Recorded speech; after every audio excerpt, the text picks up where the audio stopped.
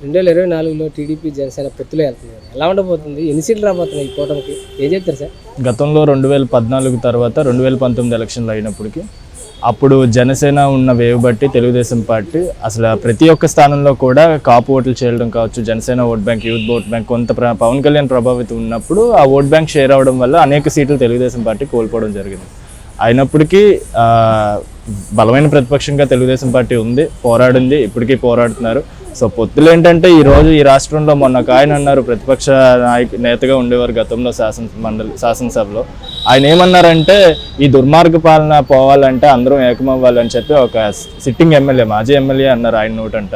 So ఈరోజు ప్రజల్లో కూడా ఆ చైతన్యం అనేది వచ్చింది. ఎందుకంటే సంక్షేమం అనుకుని జగన్మోహన్ రెడ్డి వెళ్తున్నారు, కానీ మనకు ప్రతి దగ్గర చూసుకుంటూ వస్తే ఆయన దుర్మార్గ పాలన ఎలాగుందో ప్రతి మధ్యతరగతి వాడికి కానీ లేకపోతే స్టూడెంట్స్కి కానీ ప్రతి ఒక్కరికి ఉద్యోగుల్లో ఉన్నటువంటి అందరికీ కూడా ఈరోజు అంత దుర్మార్గ పాలన నడుస్తుందో చూస్తున్నాం.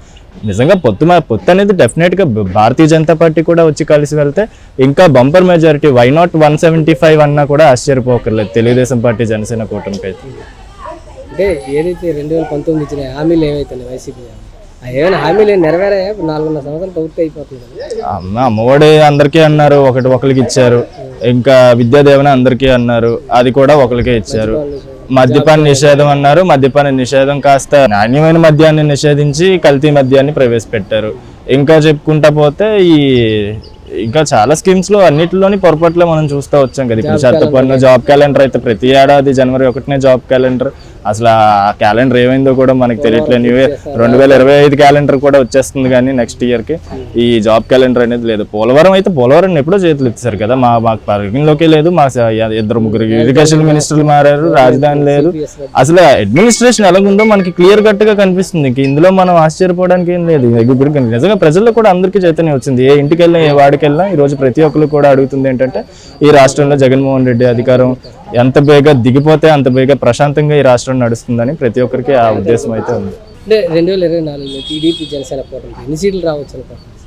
వస్తాయండి, సుమారు 135-140 వరకు రావచ్చు. 140 వరకు వస్తాయి. అంటే నవరత్నాల పథకాలు చేసామని, సంక్షేమ పథకాలు కాస్త రూరల్ పథకాల వల్ల ఏమైనా ఉపయోగం ఉంటుందంటే అవి తీసుకున్న వాళ్ళు ఉన్నారులేండి. మరి ఇంకా గతంలో ఎప్పుడు లేని సంక్షేమం మిస్ చేస్తున్నామని వైసీపీ చంకలు గుద్దుకుంటూ చెప్పుకుంటున్నారు. అప్పటికి ఆ రాష్ట్రం మీద అప్పులు పెట్టినప్పటికీ చాలా మంది బిలో పవర్టీలో ఉన్న వాళ్ళకి ఏంటంటే ఈ స్కీమ్స్, ఈ డబ్బులే తెలుస్తుంది, కానీ రాష్ట్ర అడ్మినిస్ట్రేషన్ ఏమవుతుంది, ఆర్థిక వ్యవస్థ ఏమవుతుందో అవేమీ కూడా పెద్దగా పట్టించుకోవట్లేదు. సో నిజంగా ఇప్పుడు వాళ్ళకి కూడా చైతన్యం వచ్చింది. రేపు పొద్దున్న శ్రీలంక, తాలిబాన్లు అలాంటి రాష్ట్ర పరిస్థితులు ఎలా ఉన్నాయి, ఆంధ్ర రాష్ట్రం కూడా అలా అవ్వకుండా ఉండాలంటే అలా పథకాలను కూడా ఇంకా త్యాగం చేసుకోవాల్సిన పరిస్థితి అందరికీ ఉంటుంది. కాబట్టి రాష్ట్ర అభివృద్ధి కావాలంటే ఇప్పుడు జగన్మోహన్ రెడ్డి అభివృద్ధి చూసారా, లేదంటే గతంలో చంద్రబాబు చేసిన అభివృద్ధి కనబడుతుందా? ఎవరుంటే అభివృద్ధి చెందుతుంది అనుకోవచ్చు? అభివృద్ధి అనేది చంద్రబాబు నాయుడు గారు గతంలో హైటెక్ సిటీని నిర్మించడం కావచ్చు, హైదరాబాద్ ఈ రోజు మనకి పోసుకొచ్చినట్టుగా ఎలాగ అభివృద్ధి చెందిందో విజన్ అనేది ఆయనది ఎంత బాగా మనకు కనిపించింది. ఈ రోజు ఈయన రాష్ట్రాన్ని ఏం చేస్తాడో కూడా తెలియట్లేదు. ఎక్కడైనా ఒక శంకుస్థాపన జరిగిందంటే ఒక అభివృద్ధి కార్యక్రమానికి కానీ దేనికైనా ఈరోజు పక్క మనం చూస్తున్నాం. అసలు డెవలప్మెంట్ అనేది పక్కన ఆపేశాడు. ఏమని అంటే రంగులు వేస్తున్నాడు, ఏదేదో చేస్తున్నాడు, ఇది అభివృద్ధి కాదని మాట్లాడుతున్నారు. స్వయంగా ముఖ్యమంత్రి ఒక ప్రాజెక్ట్ లేదు, ఒక ఐటీ కంపెనీలు లేవు, ఒక ఇటుకేసిన బాధ ఎక్కడ కూడా పోలేదు. అమరావతిని కూడా అసలు ఎంతో అంతర్జాతీయ నగరంగా తీర్చిదిద్దాల్సినటువంటి నగరం, మన రాజధాని అని చెప్పుకోవడానికి గర్వంగా ఉండాల్సిన నగరాన్ని కూడా ఈరోజు మొత్తం అంతా అసలు ఒక ఇటుకు కూడా వేయకుండా ఆయన అభివృద్ధి అనేది లేదండి ఈ రాష్ట్రంలో. చంద్రబాబు నాయుడు గారు గతంలో ఎన్నో అభివృద్ధి కార్యక్రమాలు చేశారు. ఆయన సంక్షేమాన్ని ఇస్తూనే, అడ్మినిస్ట్రేషన్ చేసుకుంటూనే, డెవలప్మెంట్ కార్యక్రమాలు అన్ని చేసుకుంటూనే ఆయన దశలో ఆయన వెళ్ళారు. ఆయన అభివృద్ధి అనేది రాష్ట్రంలో చాలా వరకు ఉంటుంది. అంటే గతంలో వైఎస్ రాజశేఖర రెడ్డి గారు కూడా చేస్తే చేయొచ్చేమో, కానీ జగన్మోహన్ రెడ్డి గారు అధికారంలోకి వచ్చాక ఏమాత్రం అభివృద్ధి అనేది శూన్యం. ఇది మాత్రం 100% ఎవరు అడిగినా కూడా చెప్తారు.